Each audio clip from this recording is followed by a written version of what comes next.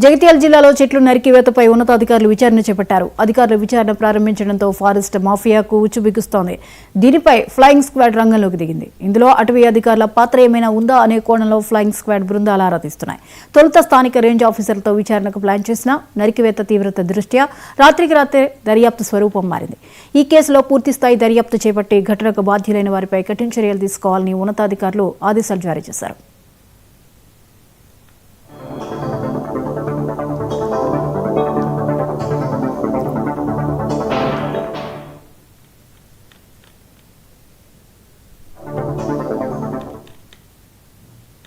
ఈ అంశంపై మరిన్ని అప్డేట్స్ ని లైవ్ లో అందించడానికి రిషికేశ్ సిద్ధంగా ఉన్నారు. రిషికేశ్, ఈ జగిత్యాల జిల్లాలో ఈ చెట్లు నరికివేతపై ఉన్నతాధికారులు అయితే విచారణ చేపట్టారు. రాత్రికి రాత్రే వీరి ప్లానింగ్ మార్పు కూడా జరిగినట్లుగా తెలుస్తోంది. ఈ విషయం మీద విచారణ నేపథ్యంలో వివరాలేంటి? జ్యోతి, మొత్తంగా జగిత్యాల ఫారెస్ట్ రేంజ్ పరిధిలో జరిగిన చెట్ల నరికివేత అంశం, రేచపల్లి సారంగపూర్ అడవుల్లో జరిగిన ఈ అంశం రాష్ట్ర వ్యాప్త సంచలనంగా మారింది. 1500కు పైగా చెట్లు నరికివేసినట్టుగా 99 న్యూస్ ఒక కథనాన్ని ప్రసారం చేసింది. సిసిఎఫ్ బాసర సిసిఎఫ్ ఉన్నతాధికారులు, బాసర జోన్ సంబంధించిన అధికారులు, ఫ్లయింగ్ స్క్వాడ్ ఉదయం నుంచి కూడా పూర్తిగా అడవిని జల్లెడ పడుతున్నటువంటి పరిస్థితి, ఆ దృశ్యాలను మనం చూడవచ్చు. మొత్తంగా కూడా అంటే సిసిఎఫ్ ఆదేశాలు చాలా సీరియస్ గా ఈ అంశాన్ని తీవ్రంగా పరిగణించింది. ఈ నేపథ్యంలో తొలుత స్థానికంగా ఉండేటువంటి రేంజ్ ఆఫీసర్లతో 3 బృందాలు 30 మందితో దర్యాప్తు చేయాలని నిన్న రాత్రి వరకు ఆదేశాలు ఇచ్చినప్పటికీ పరిస్థితి తీవ్రత దృష్ట్యా మెరుపు దర్యాప్తుకు ఆదేశించినట్టుగా తెలుస్తోంది. ఫ్లయింగ్ స్క్వాడ్ శివప్రసాద్, అంటే ఫారెస్ట్ డివిజనల్ ఆఫీసర్ గా ఉన్నటువంటి శివప్రసాద్, ఫారెస్ట్ రేంజ్ ఆఫీసర్ గా ఉన్నటువంటి అనిత నేతృత్వంలో ఈ ఫ్లయింగ్ స్క్వాడ్ పూర్తిగా దర్యాప్తు చేపడుతుంది. ఉదయం 7 గంటలకు ఈ బృందం రేచపల్లి సారంగపూర్ అడవులకు చేరుకుంది. ఇక్కడ దాదాపుగా ఇప్పటి వరకు 3 గంటలుగా జరుగుతున్నటువంటి ఈ దర్యాప్తులో 7 కిలోమీటర్ల పైన చెట్ల నరికివేత అంశాలను ప్రాథమికంగా విచారించారు. ప్రాథమికంగా వరకు నిర్ధారణకు వచ్చినటువంటి పరిస్థితి. ఇంకా 5000 హెక్టార్లకు పైగా ఉన్నటువంటి ఈ ఫారెస్ట్ రేంజ్ లో ఇంకా కూడా గాలింపు చర్యలు సాయంత్రం వరకు కొనసాగే అవకాశాలు ఉన్నాయి. అయితే స్థానికంగా ఉన్నటువంటి అధికారుల దర్యాప్తు బృందాన్ని మార్చడం పైన అనేకమైనటువంటి సందేహాలు వ్యక్తమవుతున్నాయి. అంటే ఇక్కడ ఉన్నటువంటి స్థానిక నాయకత్వం కావచ్చు, కలప స్మగ్లర్లకు కొమ్ము కాశారనేటువంటి ఆరోపణలు జగిత్యాల జిల్లా శాఖకు సంబంధించినటువంటి అధికారులు, అటు డిఎఫ్ఓ కావచ్చు, రేంజ్ ఆఫీసర్ పైన పలు అంశాల పైన ఆరా తీస్తున్నట్టుగా కూడా మనకు తెలుస్తా ఉంది. మొత్తంగా రాష్ట్ర వ్యాప్త సంచలనంగా మారినటువంటి ఈ అంశం ఎలాంటి పరిణామాలకు దారితీస్తుంది?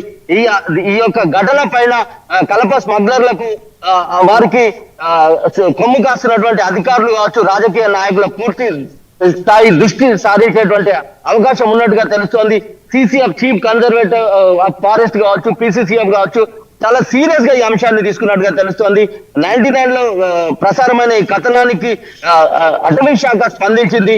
దర్యాప్తు మాత్రం కొనసాగుతుంది. 3 గంటలుగా కొనసాగుతున్నటువంటి దర్యాప్తులో 7 కిలోమీటర్ల పైన దాదాపుగా వందలాది చెట్లు నరికివేత గురైనట్టుగా ప్రాథమికంగా తెలుస్తా ఉంది.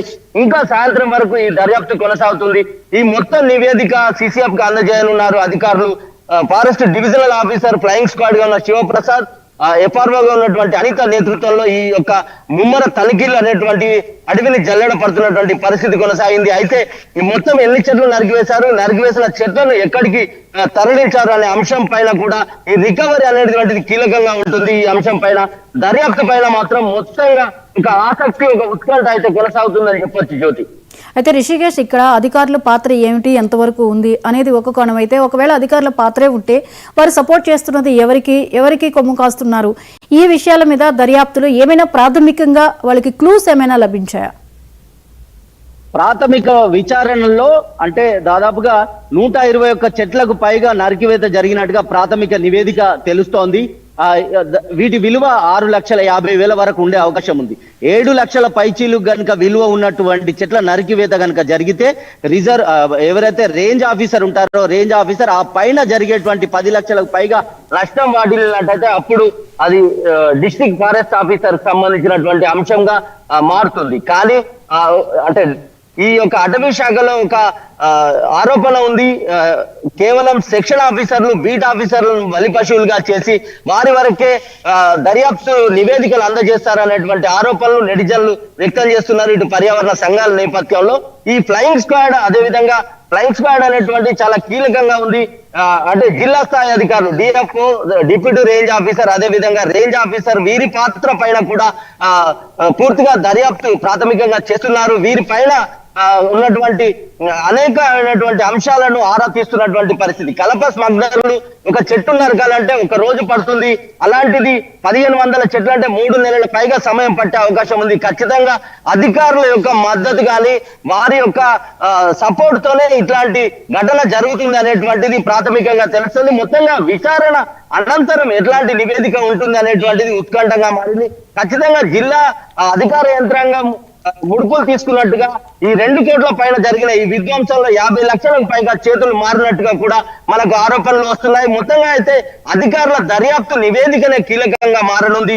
జిల్లా స్థాయి అధికారుల ప్రమేయం ఉందా, లేక రాజకీయ నాయకుల పలుకుబడి దీన్ని ప్రభావితం చేస్తున్నాయా అనే అంశాలు విచారణ తర్వాత బయటకు వచ్చే అవకాశం ఉంది. మొత్తంగా ఇప్పటికే 7 కిలోమీటర్ల పైగా జరిగిన ప్రాథమిక నివేదికలో వందలాది చెట్లు ఇప్పటికే నరికివేతకు గురైనట్టుగా అధికారులు గుర్తించారు. ఫ్లయింగ్ స్క్వాడ్ ముమ్మర తనిఖీలు చేపడుతుంది. 30 మంది బృందంతో అడవిని జల్లెడ పడుతున్నారు. సాయంత్రం వరకు కూడా ఈ యొక్క తనిఖీలు కొనసాగే అవకాశం ఉంది.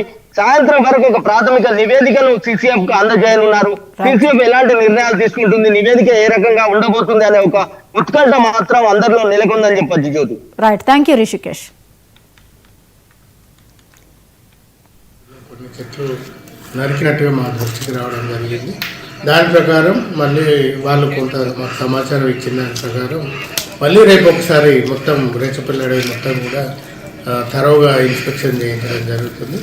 ఎలాంటి మొట్లు దొరికినా కూడా అవన్నిటిని కూడా లెక్కలకు తీసుకొని సంబంధిత అధికారులు మీద చర్యలు. అడవిలో కొన్ని చెట్లను నరికింది వల్ల సమాచారం మేరకు రేచపల్లి అడవి మొత్తం కూడా గాలించడం జరిగింది. 3 బృందాలుగా ఏర్పాటు చేసి ఒక బృందానికి ధరంపురి రేంజ్ ఆఫీసర్ని లీడర్గా పెట్టినాం. అండ్ టీవీ ద్వారా శ్రీకాకుళం జిల్లా